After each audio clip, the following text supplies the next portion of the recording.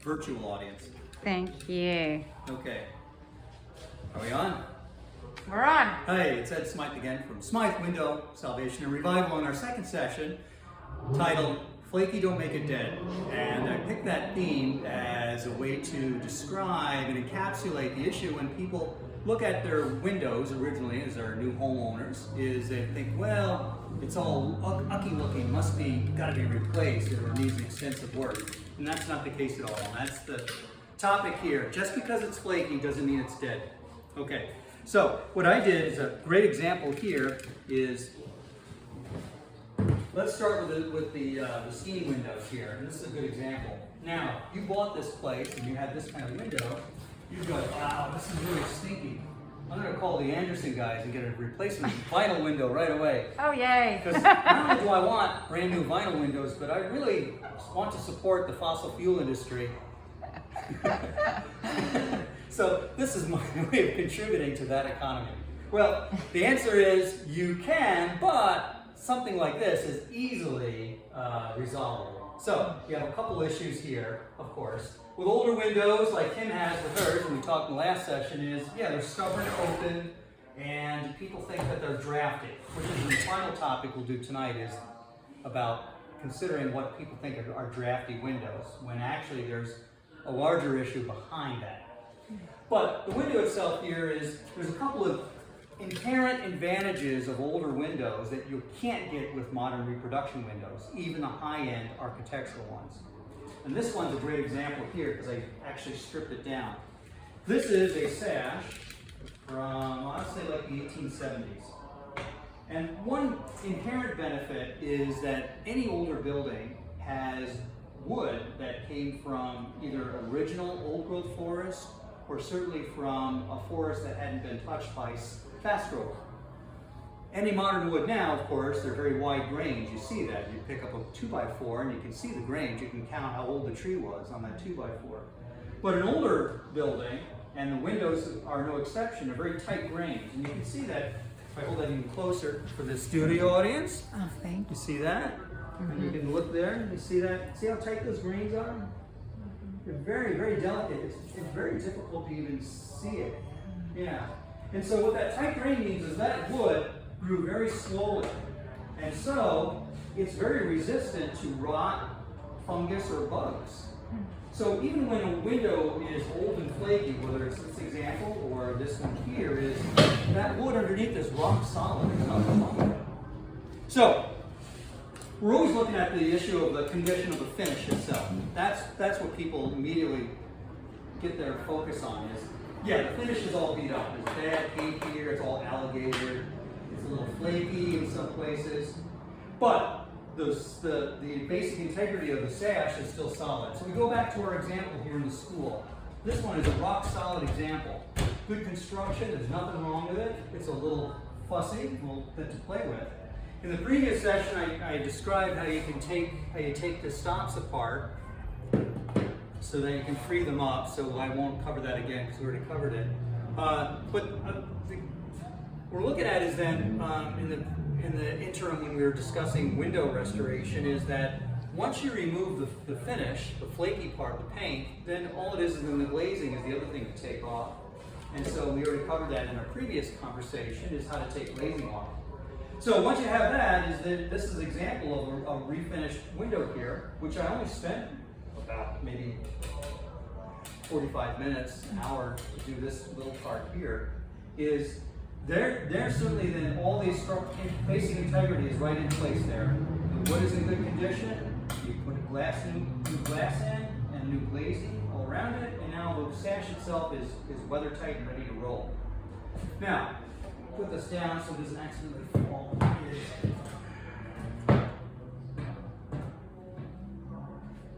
The other things to look for, and you may see this in your own house, Kim, is where people consider, or what they call wood rot, or if there's any rotting, it's only going to be in isolated areas. Typically, the bottom of the lower rail of the lower sash. That's where water can accumulate underneath here. And so you can easily feel it with either your fingers or ideally is with a pick. like an ice pick or a stiff putty knife, you can poke and see if you can poke into it. If you can't poke into it, the wood is good. The wood is good. But if you can poke into it, then that part of the wood is bad, and that's dry rot typically, where the water's gotten into it over the centuries or decades. Even then, I would argue there's nothing wrong, that can be repaired, because what happens is that tight grain that I was sharing with you. Let's take this bottom half of the sash here.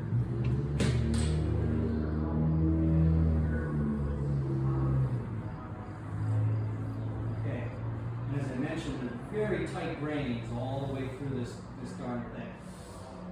So even when there's been dry rot, which is typically caused by water eventually seeping into the wood fibers and breaking it down, it's going to be very isolated. It'll be something like this.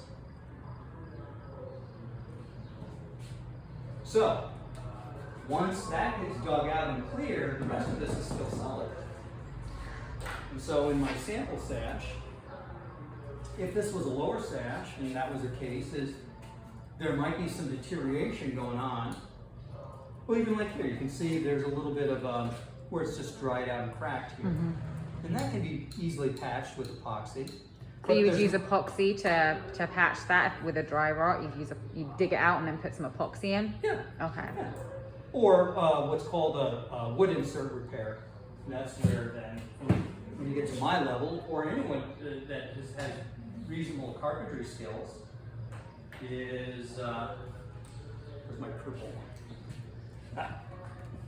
So, if there's a piece of wood, part of it is damaged, is to chisel out that part of the damaged wood, and then cut a corresponding piece of wood to go insert inside it. Wood insert. Okay? And then that can be glued on. I was going to say, do you glue that? You don't have to put a joint in or anything. No, I just use okay, I was going to say, I don't have that good carpentry skills. I just use carpenter glue. So that can So be you just cut it to fit like a jigsaw piece and then just glue it in. Exactly. Okay. Yeah. So that's Good all to that know. is. Yeah. But anyway, I don't want to get into the techie part of it, but just want to assure folks watching here in the audience watching is then with an older historic window, that just because some of the wood is rotted doesn't mean the whole thing needs to be thrown out. It's usually just a very, very isolated piece of repair. So in terms of the wood rot, so say you've got a bit of wood rot and you could epoxy it, when do you say, I'm not going to epoxy this whole thing, I'm going to put a wood insert in? How big an area? What's kind of...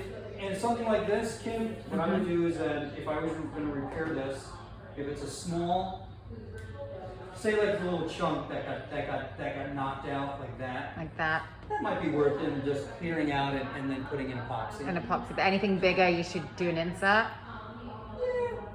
Because once it gets really big, if it was like that, now what we're saying is okay. If that chunk is beat up and it's got to be chiseled out, you may as well just cut a piece of wood. Just cut a piece, yeah, because the epoxy is going to, yeah. So I want to give you folks the assurance that you can do it yourself, because all you're doing is just cutting out a piece of wood, gluing it on, it's a couple of clamps to hold it in place, let the glue dry for a day, and then sanding it smooth. And then just sand it smooth and paint it. Yeah. That doesn't sound, he makes it sound easy, huh? Well, I like the term you use, jigsaw. Jigsaw, yeah. Exactly that. Let's see, that's a touch and everything I wanted on wood grain, yeah, comments. So yeah, oh, and then, so that deals with wood issues, but then the finish, we talked about using a heat gun. What I did here is I stripped the wood down and then applied oil-based primer. And then this is a single layer of high quality latex paint. Latex paint. Yep.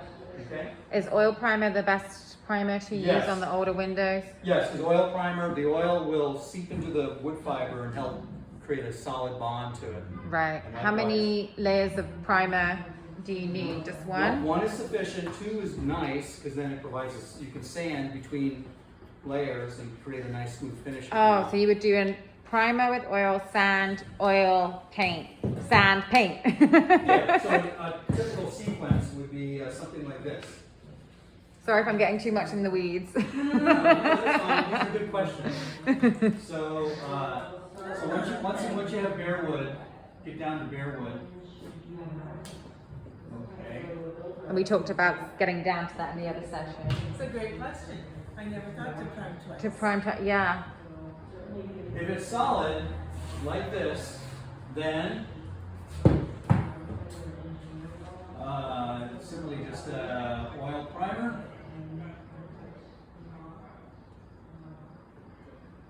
One or two coats, and then I definitely would say then a high quality HQ, high quality latex paint Latex. on top of it.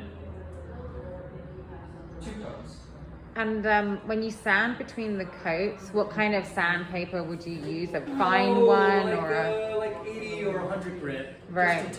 Just to sort of get something for it to catch to. Yeah. Just if you're looking for smoothness. If you're looking for a look where it looks like it's been painted, like an old-fashioned, old school. Yeah, just go paint it all on. Yeah. If you're looking for a smoother finish. Now, if the wood is somewhat dry, and so this is like I said, from 1870s, so this wood is a little dry here. Mm-hmm. You know, it's a little dry and weather worn. Okay, so in that case, so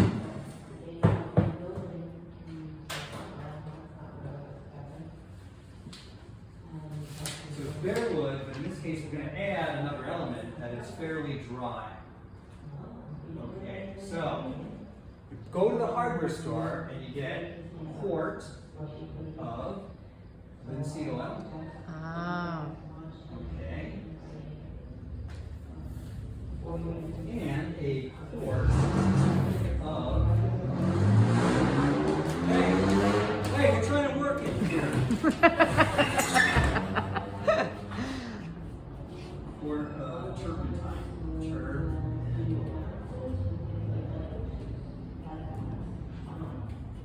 And you mix it half and half. Half and half, okay. Yeah. 50% each. What do you mix it in? Anything. Just Anything? mix Does it half need to and be half. like stainless steel or plastic or whatever? You're overthinking it. I know, I do. That's my life.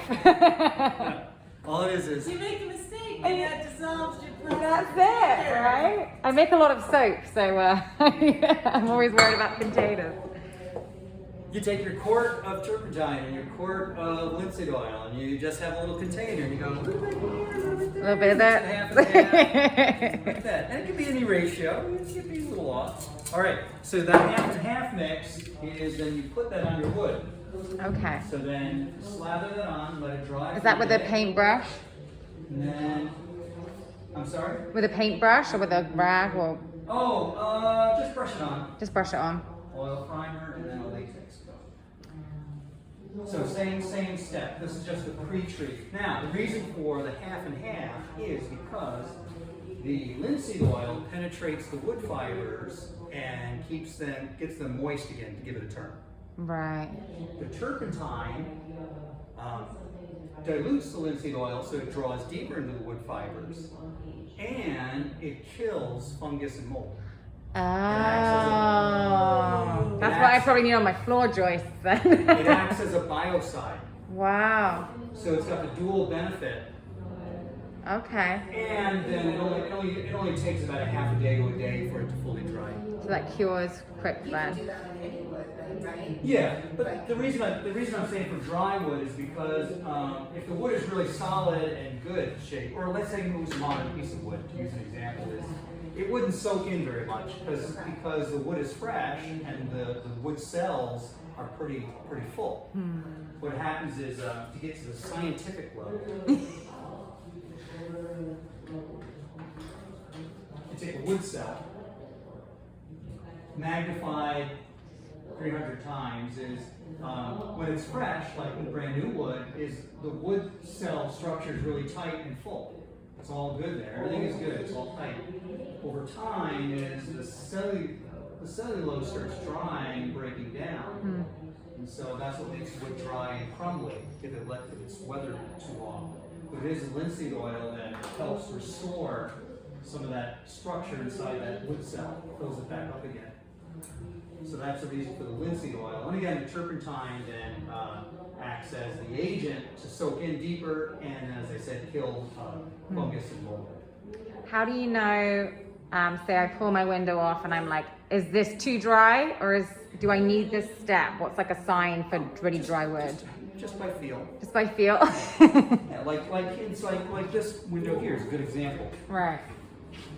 This one here, you can tell. See how dry the wood is on the inside here? That's a good application of slathering it on with that turpentine mix. So even if it's not super dry, it wouldn't harm it having that extra step. No, you're right. You're right about that, Kim. It's like chicken soup. It can only help the canner. If the wood is solid and it's sitting on top, well, then all you do is wipe it down with a rag. That's all. Okay. If it's really dry, you'll soak it in, be like a sponge. You'll slather it on, and it will just go like this. Yeah, and right? it goes right away. Actually, that's fine. For example, if it slurps in right away, well then wait an hour and slather it with another. Do a little bit more. Yeah. Okay. Yeah. Take the window down and moisturize it. Yep. Moisturizer. I like that. Give it some moisture. Yeah. Yeah. So that's the session on just because it's flaky doesn't mean it's dead. Awesome. Thank you. My staff and I thank you very much. Nice.